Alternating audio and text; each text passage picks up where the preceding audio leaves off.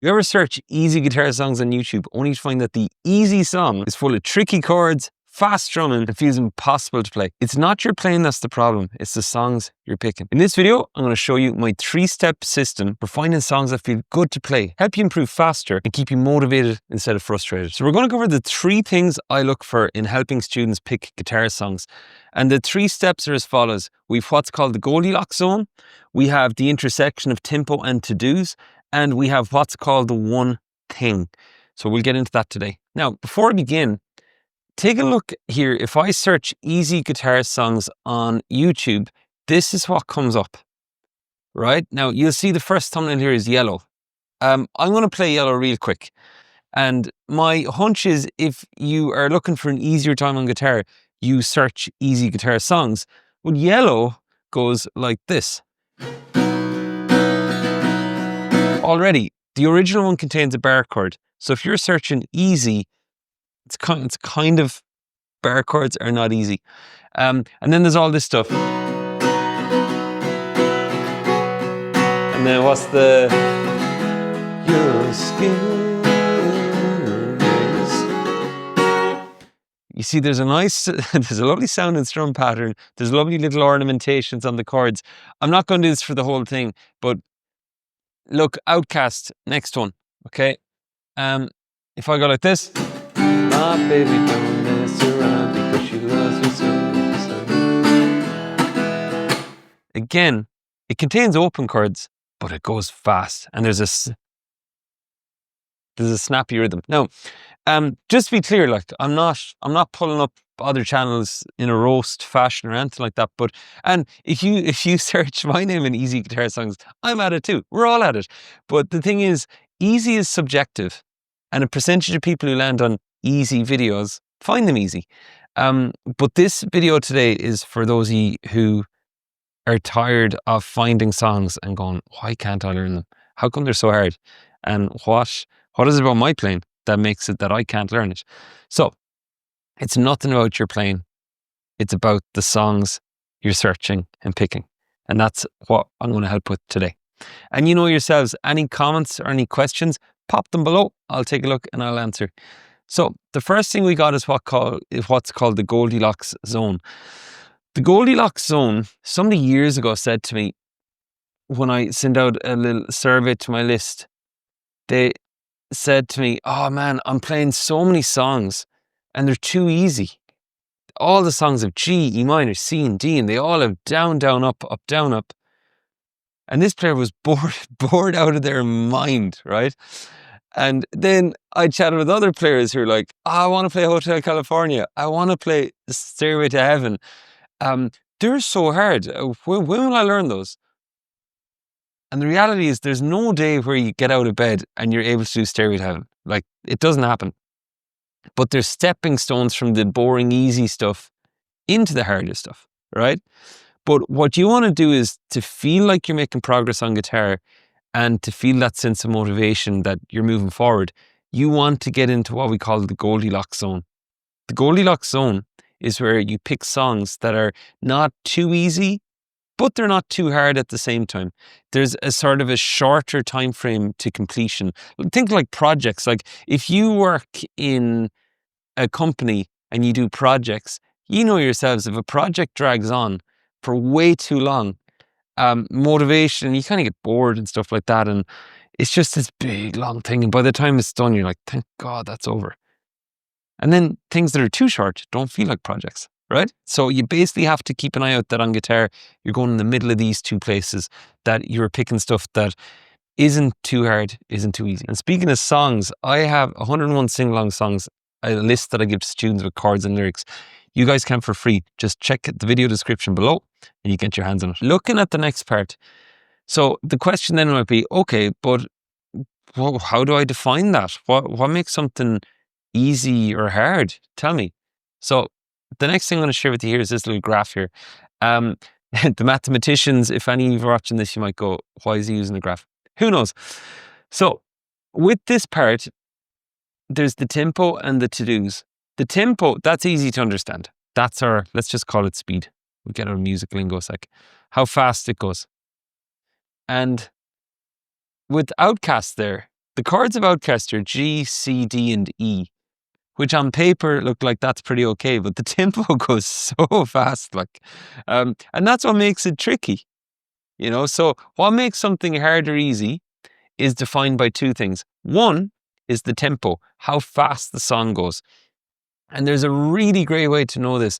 Like, change your search terms online to easy, slow songs. That's one way to narrow down all of the easy label and put it into, okay, so I've narrowed it and I've added a little asterisk, slow. That definitely helps things. The next thing then is the to-dos, right? And for this is your chords, what chords are in it, what strumming is in it, and any techniques. So again, you would have noticed there with the Outcast when I gave that example that like there was so much going on with it. Like if I go like this.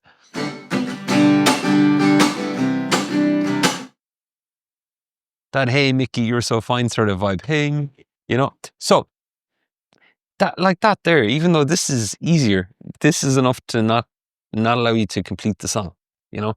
And you want that sense of completion on guitar, because if you don't get a sense of completion on guitar with things you do, there's open loops left everywhere, and it's just so hard to know what's going on. So the to-dos is the thing there to watch, and that can be techniques, strumming, or chords. And by the way, I do have a video down below on how to break your playing into like what I call the 5 pillars of progress. So if you, after this video, if you want to check that out, feel free. So the next thing, you have your chords, your strum, and your techniques. And think of it this way: if you pick something that it contains tons of new chords, tons of techniques, tons of fast changes, and a strumming pattern, and it goes fast, well, then you're up here. Like, it's just so, and we could be starting from down here. And that's why there's such a gap in your playing between where you are and where you want to be. But if you suddenly say, do you know what? I can play around this tempo quite comfortably at times. I can play this fast, we'll say. Okay, so the next song, I might stay at that speed, but I'll actually do something with a chord or two. This is where my graph skills, I'll bomb after this. Okay, so this is where you kind of look and you go, okay, I'm going to add on 1 or 2 new things and I'll stay at the speed I'm currently at. Or you take what you can already do well, like G, E minor, C, and D or something like that, and learn to go a bit faster. Those are, like, you can either try and go faster or add on more stuff.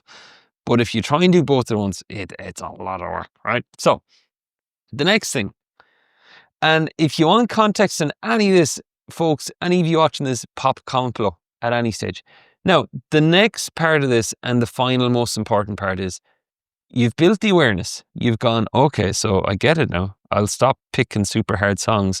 And look, I've been kind of coasting in the nice easy chord zone for a while now. So where's the sweet spot? Okay, so the sweet spot is I need to search online for songs that go a little bit faster than I'm currently at, or that maybe contain 1 or 2 new things max. And that's where I'm going to get into this one. And I wonder, do I have the book? Oh, I do. Okay, give me 1 sec. Okay, so excuse the shorts. I was at the gym this morning. And by the way, that was a little example I was going to share. Think of the gym. Like, I joined the gym last month, I think it was. And you know, when you go into a gym, it's like those weights there, and there's no way in hell I was going lifting those weights. I couldn't, but they're so heavy. And that makes such common sense that you look at things in a gym and go, I won't be doing that anytime soon. That's too hard, right? And at the same time, there's these little weights that I was like, man, I could like throw that if I wanted. I wouldn't. But it's so easy to do. And I like, logically, we know this with the gym, with weights and with strength training and things like that. If everything's too easy, there isn't much growth. That's super obvious. But with information, looking it up online, and when it's interest-based, like Led Zeppelin or like David Bowie, Rolling Stones, Queen, things like that, that we'll search and we'll be in hope going, God, I hope this stuff is easier than it sounds. And a lot of times it isn't. There's exceptions, but a lot of the time it isn't. So even though at the gym, our physical limitations will basically make sure we don't do anything too hard too soon, on guitar, you could spend hours of your life, days, months, years, looking up songs that are too hard for you and giving them a bit of a go, and then kind of going back and not knowing where you are. So that's the purpose of this video. This book is called The One Thing. It's a New York, I think, it's a Wall Street Journal bestseller. I don't know if it's a New York Times bestseller. It is so good. It's like a productivity book and it's a business book. But really, a tip here is anything in life that you learn, a really good question to ask yourself is, how can I apply this to my guitar playing? Because if you continually bring what you learn in the real world back to your guitar playing, it can't help but improve things.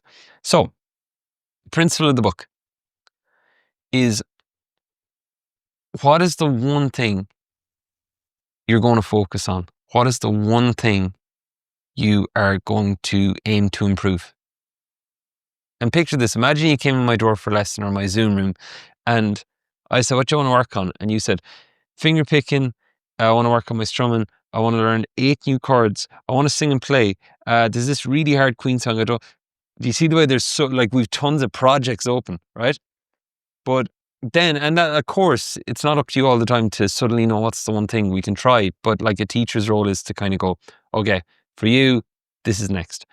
But for now, think about your playing and think about the one thing that you can improve, add, or subtract. Subtract. Okay. This whiteboard doesn't come with spell check, unfortunately. Okay, what's the one thing you're going to improve? So check this out. You pick a song, you're already playing G, E minor, C, and D. So then you're like, well, I'm going to pick another song at a slightly faster tempo with G, E minor, C, and D. That's still an improvement. Small improvements add up over the course of a year or more.